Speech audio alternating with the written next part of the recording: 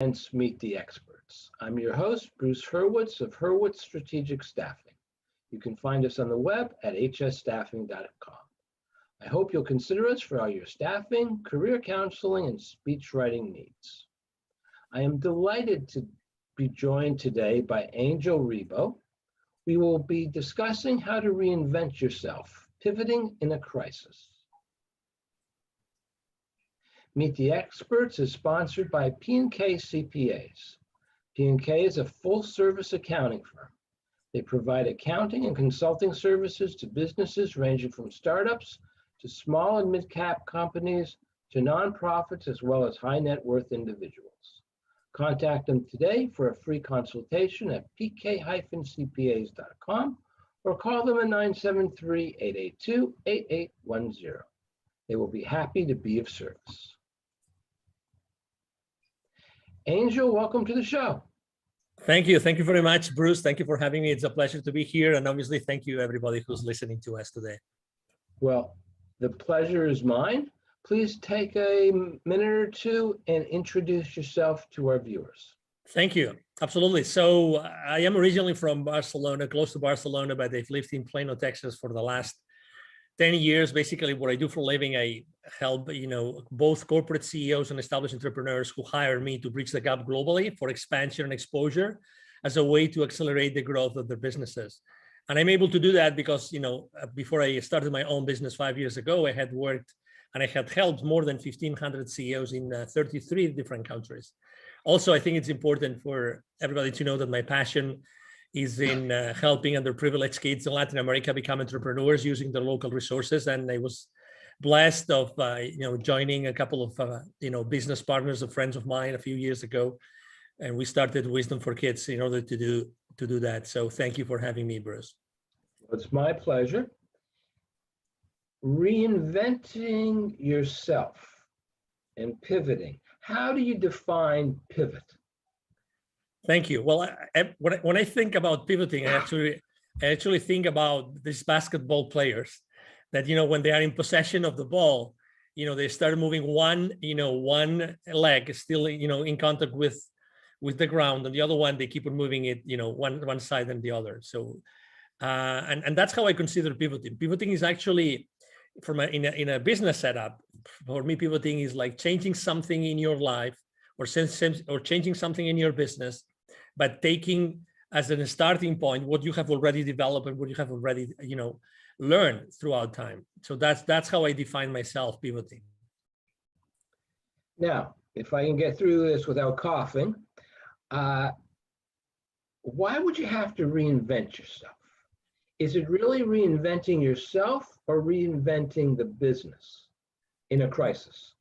That's a great question. Actually, it very much depends on what's going on out there, right? I mean, we're talking about in times of crisis, because when it's a crisis, there's some external events that oblige you to rethink about what you're doing and what you are offering to the market at that point in time. When something, is so dramatic that it's called a crisis, then you start thinking, okay, so if the market has changed, if the conditions of the market have changed, so the clients probably are looking for something else or might need something different.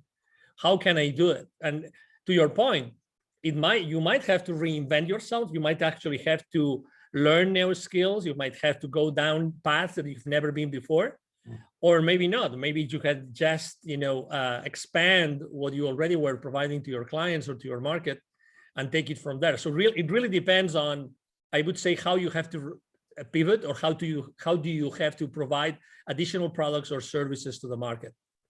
Let's take two different cases. And obviously the crisis that's in the background, the 800-pound gorilla in the room, is COVID-19. Okay. Let's say we have a business, an MSP, an IT service provider. Now they have to deal with Zoom. They have to deal with cybersecurity at a level that they never had to deal with before. So maybe they're bringing on more people in a time when you can't all be in the office together. Some people are going to work from home. Some people have to go out because their field network engineer. And if you're a field network engineer, field means you go out. And if you're an engineer, you have to touch the gizmo. But your principles, your values, your ideals stay the same. You're just offering more. As opposed to a restaurateur who now has to lay people off and change the business model. The first case, they were just growing. In this case, they're changing the business model. We're no longer going to be serving food inside. People are going to come to the window or to the door, or we're going to rush out to their car, and we're going to hand them their order. So the business model has changed. So describe for us the pivot and the reinvention as you see it in both cases. Okay, so great question. I love when the rubber hits the road, Bruce. So I'm enjoying these conversations. In the first case, well, let's not forget, first of all, Bruce, that not everybody likes to do everything. So it could perfectly be that there's an IT services company who's filled, right? Maybe they don't really like to provide the kind of services that the market is requesting. So that's a possibility. But let's say, for the sake of the example, that this IT services company is willing to provide this service to their marketplace, right? So they're going to probably have to learn a little bit more. They will have to learn additional skills because they will have to provide additional services. They might have to hire new people. I always like to consider that every single pivoting has to take into consideration 4 different factors. Number 1, your passion. Do you really want to provide that? Do you really like to do it? Number 2, is there a market for that? Is there a market?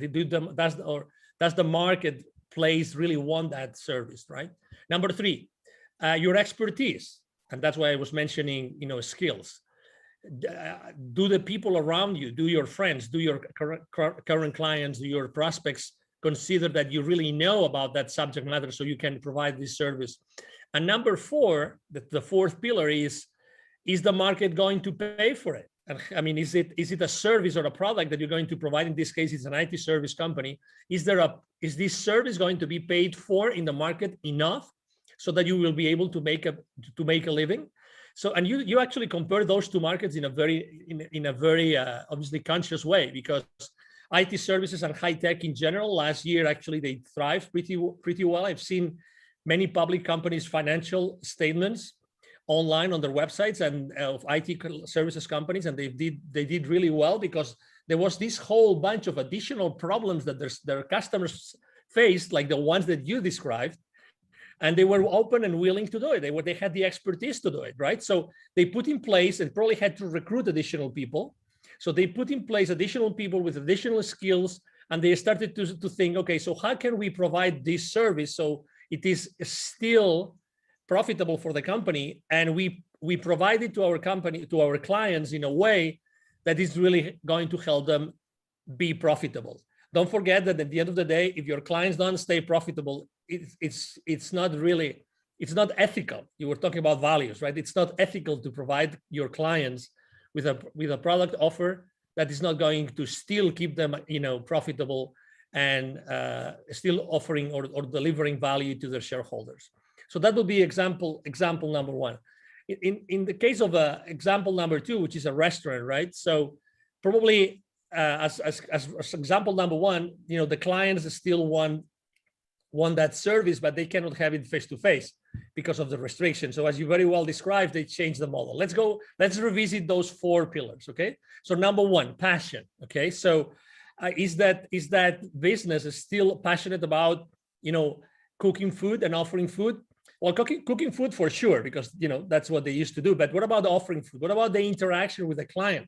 They will have to decide in this case if they're still passionate about changing their business model and offering that food, that service food, or that food service, in a different way. In this case, probably it's going to be like they will deliver it in the curbside, or they will even partner up with another company to provide it to their end clients through these home delivery services, right? So that's one thing. The second is the expertise. So do they really know how to do it? How will they have to do it? What are these additional skills of, will they have to adapt their kitchens? Will they have to adapt the rest of the of the facility in order to make it more suitable for the kind of services that they're going to provide their clientele, right? That's very important.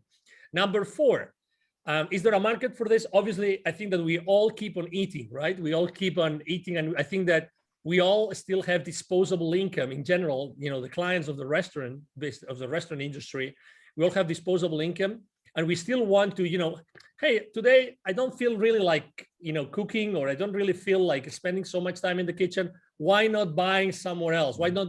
Maybe we can go to that restaurant face to face. We cannot sit, on a table, but we can still, grab something, or we can have some of those intermediary companies to buy that from us, and we can have it. And number four, it's the market. Is the market going to pay for it? Definitely. I think that we have seen over and over again since last year that everybody was willing to pay this additional amount of dollars, whatever percentage it was, in order to have this amazing food, those delicacies that they would love to eat on site, to still have them delivered to the place. So those would be kind of how would I approach, from a pivoting or reinventing perspective, the times of crisis. Thank you. Now I want to talk about two other things. Of course. Basically, longevity. Continuing with food, we've now become used to delivery services. Yeah. I have 3 blocks over there, a very nice diner that I used to go to occasionally. Okay. Haven't been there since February of 2020. All Okay. right. Next week, I get my second Pfizer shot. From what I've heard, I'm not going to be feeling very well next week. Okay. But the week after, I may decide, okay, I now am supposed to be safe. I'll go in and I'll get something to eat. First time eating out. But I've also had the necessities of life delivered. For example, a pastrami sandwich. All right, I can't get a pastrami sandwich at the diner. They don't know what pastrami is. It's not good. I tried. Other things are good, not the pastrami. So there's a kosher deli, and I can get it delivered. It costs a little bit more. But there will come a time when people will say, you know what? Let's go out and eat. Let's not get delivered. There are going to be fewer deliveries. On the other hand, I very much like the idea of the supermarket delivering my food so I don't have to carry a lot of heavy bags. That, for me at least, is going to continue indefinitely. You're providing services based on a crisis, and once the crisis is over, how do you keep your clients utilizing those services? Because those services are going to remind you of the crisis, which you want to forget. I think that, well, number one, there's uncertainty, right? We're talking about uncertainty in the marketplace. So I think that we still don't know for how long, let's say, these business models have to be in place. For how long, or are those business models going to be in place, or those different ways to provide services and products to their clients? I think that we still don't know. So maybe the question is, I think that, and I'm going to relate to what typically happens when someone is launching a startup, some entrepreneur is starting their own business. I think that the most important thing is always being in touch with the market. There's something called like the minimum viable product. You probably, or service, you're obviously familiar with that. I think that being in touch with your client, consistently with your client, is going to give you the answer to what you just asked me. I think that really knowing what people are going to be comfortable in the future is going to be key. What I would personally do, and I would suggest probably my clients to do, is, hey, how are you keeping in touch with your client right now? Do you really know exactly the demographics of your client? Do you know where they are located? Do you know what kinds of services? Probably, if they have some system in place, some point of sale system in place, they will probably know who is typically buying what. And that's what's called like market intelligence, right? They already know their customer base, what are their habits of what they're buying or where they're eating, how they're doing it, how often, on which time frames, right? So all that market intelligence, the customer base intelligence, if you are a company that really cares about being in touch and knowing exactly what the market is asking for, I think that you will be able to really surf that wave. So obviously you have to plan. You have a business and you have to plan. I think that right now, being flexible about what you're planning and the decisions that you make according to the operations, you asked me about the operations as well. I think it's going to be the wise thing to do. There will be people that are going to stay on a place where they still feel more comfortable having everything delivered, and there's going to be people that will feel easier, more prone to go back to their former habits, right? So I think there's still a question mark to be able to answer your question, and we have to be ready as never before to be able to cope with the uncertainty and with the continuously changing habits of our consumers. That's excellent regarding services, but let's talk about products, and there's only one product that I can think of. 2 feet away from me, maybe 3. So to make you comfortable, 1 meter away from me are 2 gaiters. You know, the masks that don't have the strings for the ears. Okay. The 3 original blue masks that everybody bought a year ago. 2 black masks that I shouldn't have bought on Etsy. And once it's over with, I don't need any more masks because I can wash the gaiters. The other ones, for whatever reason, I haven't thrown away. I probably should. I doubt I would use them. There are companies now that most of their income are from masks. And that demand is going to disappear. So how did they pivot with their inventory, with their machinery, to something new? Because people are not going to want to wear masks forever. I agree. So we're talking about people are not going to wear masks forever, and probably they already feel comfortable with a specific kind of mask more than any others, right? So there will be a lot of, let's say, free use masks in the market. So that's in itself, it can be also an opportunity, but let's skip that. So number one. Well, no, I got to stop you. No one in their right mind is going to use a used mask. Yeah. No. Only yes, but somebody else's, no. No, but we're just thinking about the recycling part of the disposing. Yeah. Misunderstood. Thank you. No. It's all good. For the sake of the exercise, is a great conversation. So they have, number one, don't forget that these companies are having an income right now because they have clients. So even if it's a product as opposed to a service, these guys already have some clients, and they're supposed to know exactly what the clients need today and what they're going to need in the future. They have established already some business relationships, and there's some loyalty from those clients towards those vendors, in this case, ourselves, right? So I think that it would be wise if they started to think what, according to their experience and according to that relationship, if they start to talk to their clients and know, okay, so whenever this, I don't know if to call it wave or bubble, goes away, or you don't need as many as before, what do you think that we could provide you with? We think we understand your business, but what do you think you're gonna need? Again, and there's, as you know, probably not everybody has an inventory. A lot of people are just brokers or intermediaries, right? So it depends really on what your business model is.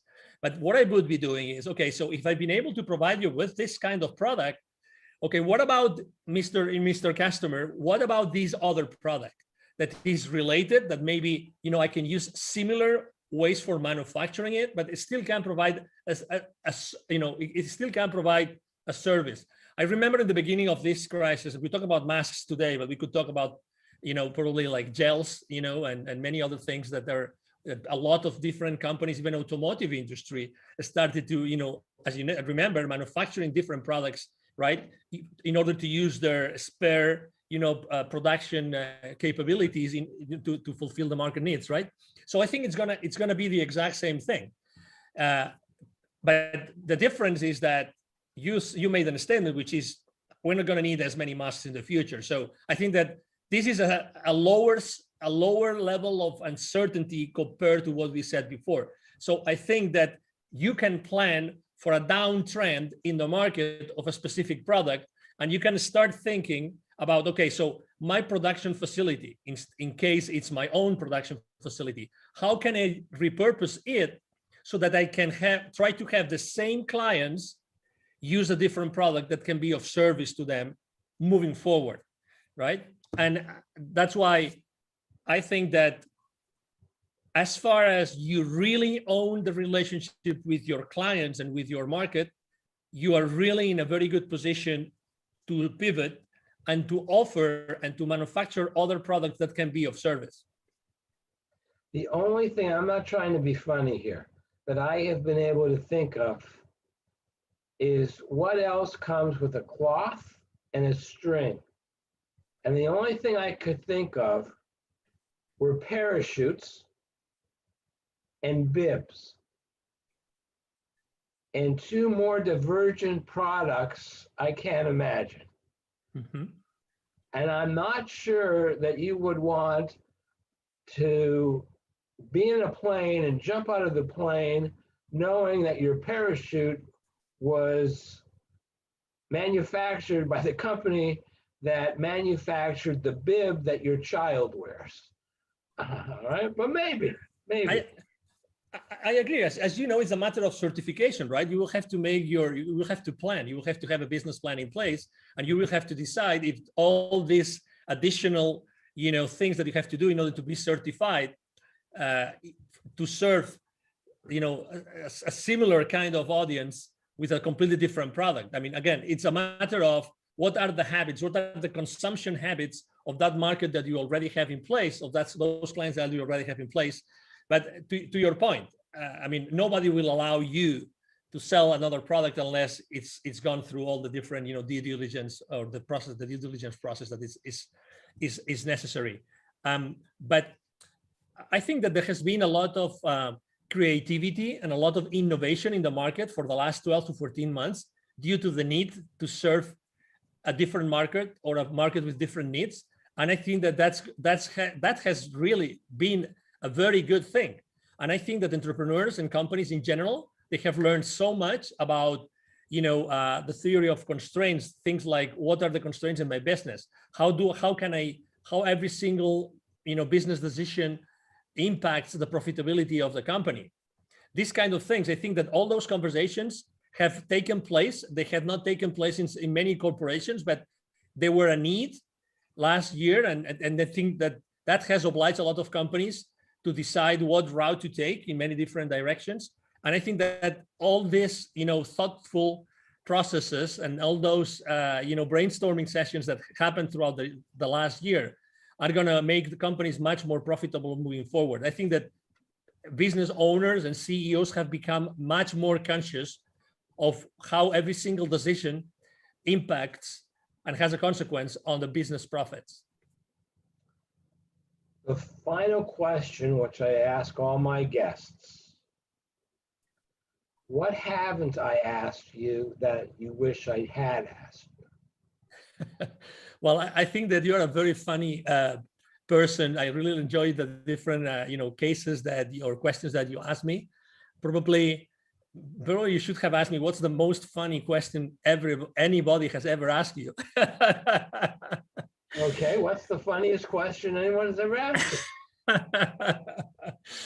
So probably what was the funny question? Besides the comparison that you make with the parachutes, which ranks really high in the list of questions I've been asked.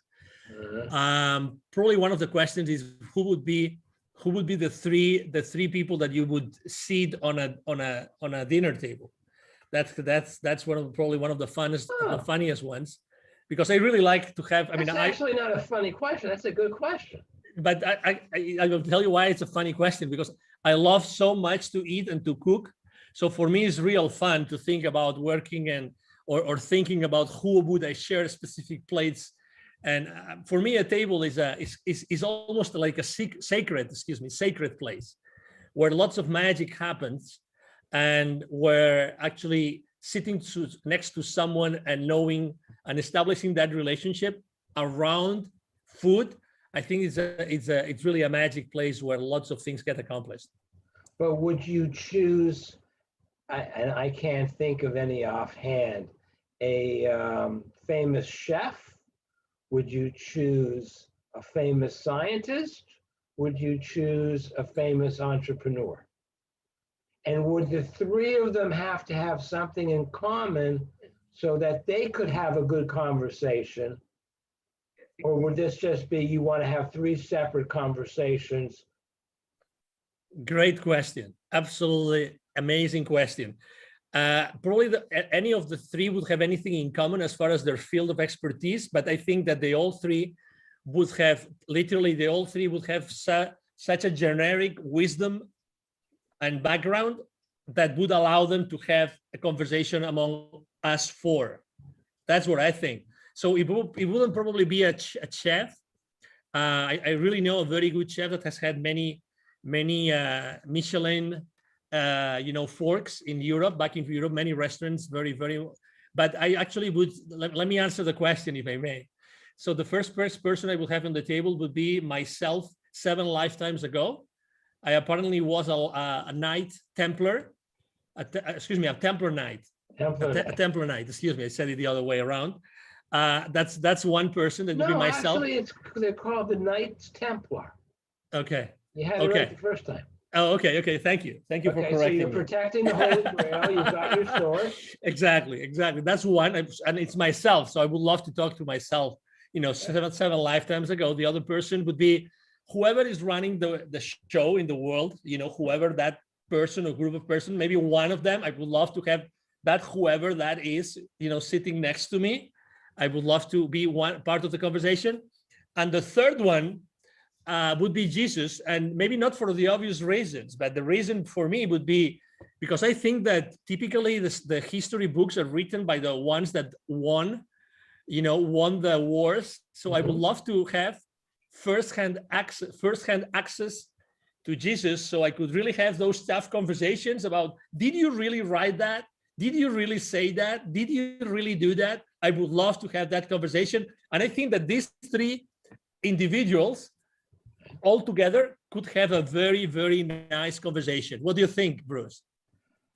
I think that it would be nice up until the end, what you said about Jesus, because I am assuming, and then you shouldn't make assumptions, that you are a nice Catholic boy. And that what happens when you ask Jesus, did you really say, did you really do, did this really happen? And he says to you, no. Then that would impact you on a very deep level. So sometimes it's best not to know. I found, it's very disappointing. We'll end on this. Churchill was supposed to have said to, he was stopped by a woman at a party, a lady, and she said to him, Winston, you are drunk. And he said, Madam, you are ugly. The difference between us is tomorrow morning I will not be drunk. And then it was whether or not he continued the reason that you're laughing. But according to one of his biographers, it never happened. I want that to have happened because it's a great story. But enough. We've really got an off topic. And before I let you go, I want to thank you again. And please tell our viewers how they can best get in touch. Absolutely. So thank you. My name is Angel Ribo. Last name is Ribo, spelled like R-I-B as in boy, O. My brand is the CEO Confidant, THECEO CONFIDANT.com, the CEOConfidant.com, and you can go there. That's my website. And the easiest way to reach out to me is actually through my email. Either my team or myself, we're going to answer any single email we receive. And my email address is angel@ Angel Ribo, one word, angelribo.com, angel@angelribo.com. And thank you so much, Bruce, for having me. And thank you, everybody, for listening to us. It was my pleasure. I'm Bruce Hurwitz. Thank you for watching. And as always, please stay focused.